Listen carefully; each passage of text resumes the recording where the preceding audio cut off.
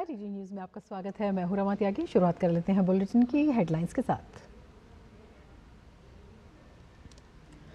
भगवान बिरसा मुंडा की जयंती आज। प्रधानमंत्री ने किया जनजातीय समुदायों के लिए 6,600 करोड़ रुपए की विभिन्न परियोजनाओं का उद्घाटन और शिलान्यास। कहा, आदिवासियों का कल्याण एनडीए सरकार की प्राथमिकता।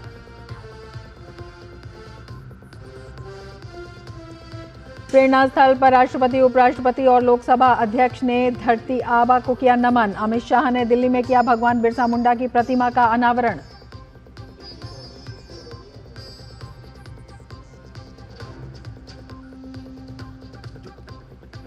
महाराष्ट्र के महासंग्राम में आज फिर गरजेंगे अमित शाह। कांग्रेस समेत अघाड़ी का भी दिखेगा दम। झारखंड में दिग्गज नेताओं के प्रचार में दिखेगी तेजी।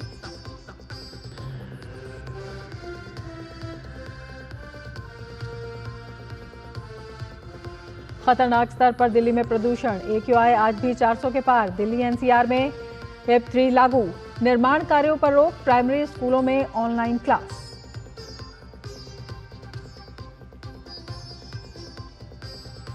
और कार्तिक पूर्णिमा पर लोगों ने लगाई आस्था की डुबकी। गुरु नानक देव जी के प्रकाश पर्व पर भी विशेष आयोजन। काशी में देवों की दीपावली के लिए घाटों पे तैयारी।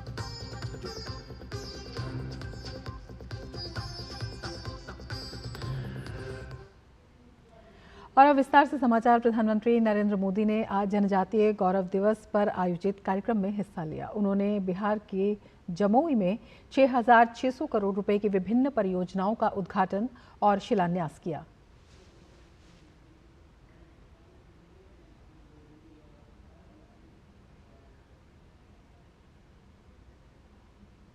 धरती आबा बिरसा मुंडा के इस भव्य स्मरण के बीच आज 6,000 करोड़ रुपए से अधिक की परियोजनाओं का शिलान्यास और लोकार्पण हुआ है।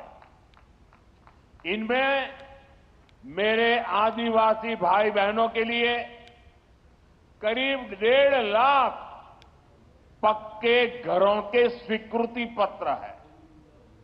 आदिवासी बच्चों का भविष्य संवारने वाले स्कूल है, हॉस्टल है, आदिवासी महिलाओं के लिए स्वास्थ्य सुविधाएं हैं, आदिवासी क्षेत्रों को जोड़ने वाली सैकड़ों किलोमीटर की सड़कें हैं, आदिवासी संस्कृति को समर्पित म्यूजियम है, रिसर्च सेंटर है। आज 11,000 से अधिक आदिवासी परिवारों का अपने नए घर में देव दीपावली के दिन गृह प्रवेश भी हो रहा है।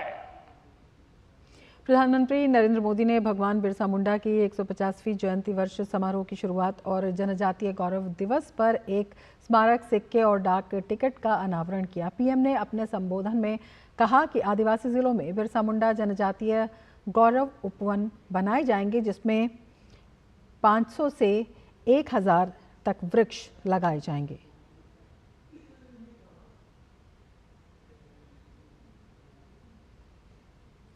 प्रधानमंत्री नरेंद्र मोदी ने इस मौके पर जनजातीय समाज के लिए कार्य करने वाले बुद्धराम मुंडा का सम्मान किया।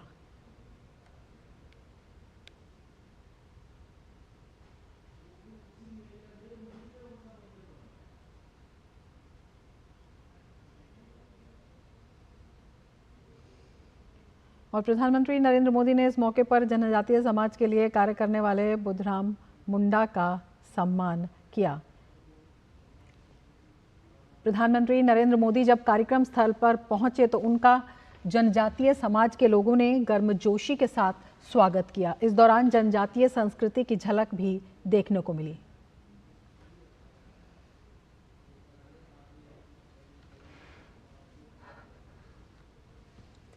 प्रधानमंत्री ने इस मौके पर एक प्रदर्शनी का भी अवलोकन किया। इसमें जनजातीय वर्ग से जुड़े प्रतीकों को प्रदर्शित किया गया था।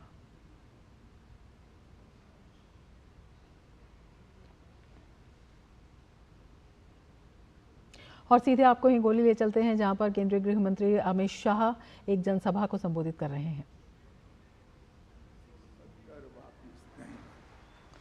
भाइयों बहनों, 10-10 साल तक सोनिया, मनमोहन, शरद पवार की सरकार थी। आए दिन बम धमाके होते थे और हमारे हजारों लोग मारे जाते थे, मगर सोनिया, मनमोहन के कान पर जू नहीं रहती थी। मोदी जी आए, फिर से पाकिस्तान ने हमला किया। उरी और पुलवामा में 10 ही दिन में सर्जिकल स्ट्राइक और एयर स्ट्राइक कर पाकिस्तान के घर में घुसकर आतंकवादियों का सफाया करने का काम नरेंद्र मोदी जी ने। ये अघाड़ी के सांसद सुप्रिया सुळे जी के नेतृत्व में वक्फ बोर्ड में हम जो सुधार लाना चाहते हैं, इसका विरोध करते हैं। अभी अभी कर्नाटक में कांग्रेस की सरकार है, गांव के गांव वक्फ बोर्ड ने नाम पर कर दिए। 500, 300 साल पुराने मंदिर, किसानों की भूमि, गांव वालों के घर, पूरा गांव ही वक्फ की संपत्ति बन गया। मुझे बताओ हिंगोली वालों, ये वक्फ बोर्ड को बदलना चाहिए या नहीं बदलना चाहिए? अरे जोर से बोलो, बदलना चाहिए या नहीं बदलना चाहिए?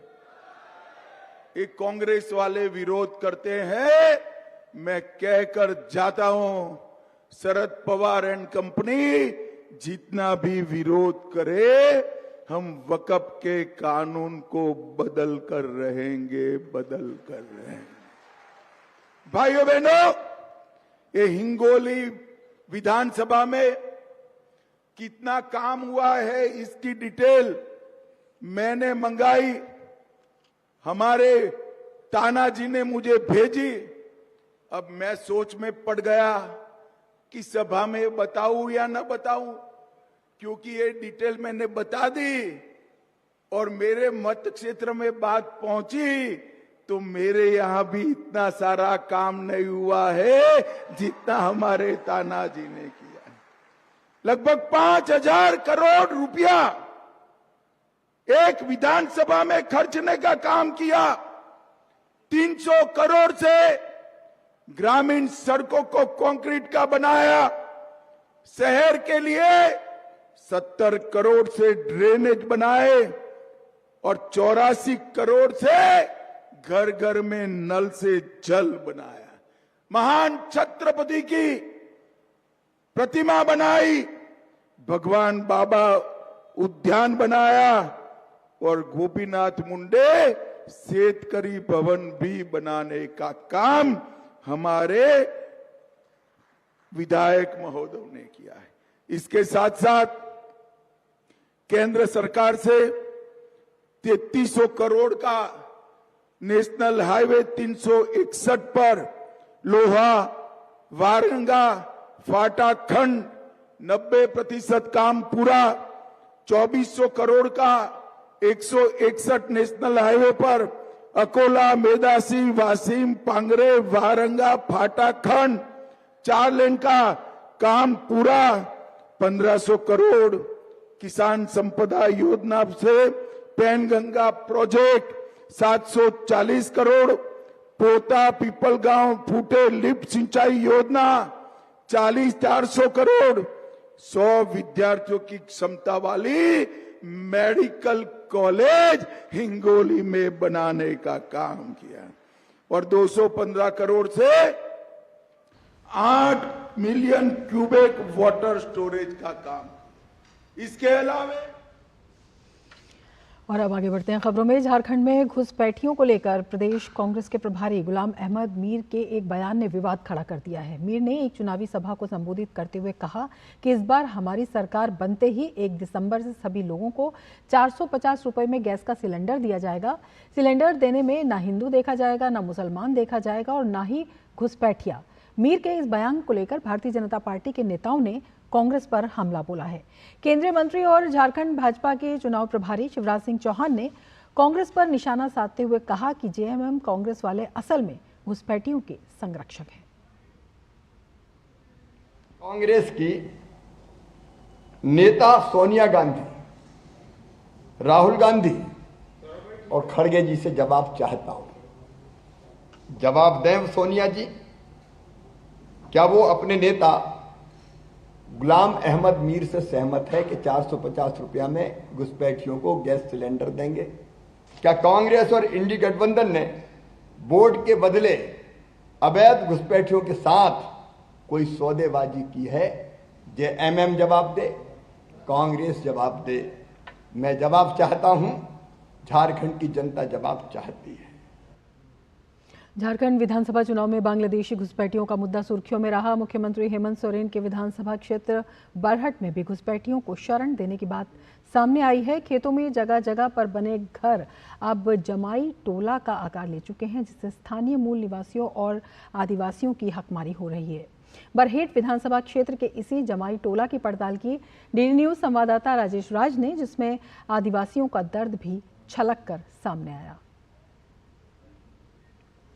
की कहानी आइए सुनते हैं बरहेट के आम लोगों की जुबानी। हमारे साथ जो लोग हैं उनसे सीधे आपको बात कराते हैं। क्या नाम है आपका? मेरा सोनल हेम्ब्रम है। हाँ हेम्ब्रम, आप बताओ कि ये क्या है, जमाई टोला है क्या, कौन लोग रहते हैं उसमें? यहाँ पर तो लोग रहते हैं बिहार से आके प्लस बांग्लादेश आके शादी करके, कुछ भी यहाँ पर घर बना ना उन लोगों का फर्क नहीं है, लेकिन बना के वो लोग हम लोगों का जो आदिवासी संगठन है उसमें हम लोगों को शिकायत दे रहे हैं, लेकिन सरकार नहीं सुनती है। तो उससे क्या यहाँ के जो आदिवासी लोग हैं इनका नुकसान हो रहा है? उन लोगों से जो जमाई टोला में रहने वाले लोग हैं उनसे यहाँ के लोगों को क्या नुकसान हो रहा है? नुकसान तो होगा ही सर। ऐसे में क्या बोलते हैं कि हम लोग जब से हम मेरा क्या बोलते हैं 2010 में मैट्रिक किए हैं कि हम लोगों को कुछ नौकरी भी नहीं मिला है। झोपड़ी बना के पहले रहते हैं, इसके बाद धीरे धीरे अपना वो कब्जा करने लगते। अच्छा, कब्जा करने ठीक। और क्या बोलते हैं, कब्जा करने के बाद किसी गैर आदमी से संबंध रखते हैं, फिर अपना जमाई रह के यहाँ का आदमी सबको कुछ भी नहीं हो पा रहा है, हम लोग को सता रहा है। फिर वही लोग अपना जो है जनसंख्या वृद्धि करते हैं। हम लोग का जो है जनसंख्या तो घटते जा रहा है, वही लोग का जनसंख्या बढ़ते जा रहा है। ऐसे हम लोग को बहुत तकलीफ हो रहा है। किसका जनसंख्या बढ़ रहा है? बांग्लादेश वाले लोगों का? हाँ सर। अच्छा। बांग्लादेश से जो आते हैं वहाँ से सब घुसपैठी है। भाजपा ने झारखंड में बरहेट सीट से हेमंत सोरेन के खिलाफ गमलियाल हेम्ब्रोम को चुनावी मैदान में उतारा है। इस दौरान डीडी न्यूज संवाददाता राजेश राज मिले हेम्ब्रोम से। हेम्ब्रोम ने सोरेन सरकार के कार्यकाल को जमकर लताड़ा और आश्वासन दिया कि प्रदेश की जनता इस बार कमल का फूल ही खिलाएगी। यह जो विधानसभा क्षेत्र है यह किसी परिचय का मोहताज नहीं है। यहां से झारखंड के मुख्यमंत्री हेमंत सोरेन तीसरी बार किस्मत आजमा रहे हैं, तो वहीं उन्हें कड़ी टक्कर मिल रही है भारतीय जनता पार्टी के प्रत्याशी गमलियाल हेम्ब्रोम से, जो अभी हमारे साथ बातचीत के लिए मौजूद हैं। झारखंड के बरहेट से ही नहीं, पूरे झारखंड के 81 विधानसभा के भी मुखिया भी रहे, और उस मुखिया के कार्यकाल में आप यहाँ जो बरहेट प्रखंड के तलवड़िया पंचायत के अंतिम गांव पाडीर बथान गांव में आप देख सकते हैं कि विकास का पैमाना क्या है, यहाँ सड़क की दुर्दशाएं क्या है, यहाँ पेयजल का व्यवस्था क्या है। तो इससे आप आकलन कर सकते हैं कि इस बार जनता बदलाव के मूड में है और जनता निश्चित रूप से इस बार जागरूक है और बदलाव करेगी। हेमंत सोरेन की विदाई होगी, कमल खिलेगा बरहेट विधानसभा क्षेत्र से। कहा जा रहा है कि आपके विधानसभा क्षेत्र में कई ऐसे जगह हैं जहां पर बांग्लादेशी घुसपैठियों का बोलबाला है। गृह मंत्री से लेकर तमाम लोग अब तक जो हैं वो इस बात की चिंता कर चुके हैं। कैसे देखते हैं, कितना मानते हैं? ये विषय बहुत गंभीर विषय होने के कारण, पूरे भारत के सुरक्षा से संबंधित विषय होने के कारण मैं आग्रह करूंगा सभी राजनीतिक दलों से, सामाजिक दलों से कि ये दलगत राजनीति से ऊपर उठ करके प्रदेश और केंद्र की राजनीति कि सभी दलों को इस पर विशेष चिंतन मनन करने की आवश्यकता है। गामलियल हेम्ब्रम जो भारतीय जनता पार्टी के प्रत्याशी हैं, हेमंत सोरेन के खिलाफ मजबूती से चुनाव मैदान में डटे हैं और हमने देखा कि आदिवासी समाज के जो लोग हैं वो इनका अभिनंदन कर रहे हैं, स्वागत कर रहे हैं और एक मजबूत दावेदारी पेश करने की कोशिश की जा रही है। हम अपने कैमरामैन संदीप मूर्ति के साथ बरहेट से राजेश राज, डीडी न्यूज के लिए। इसके साथ ही इस बुलेटिन में फिलहाल इतना ही। नमस्कार।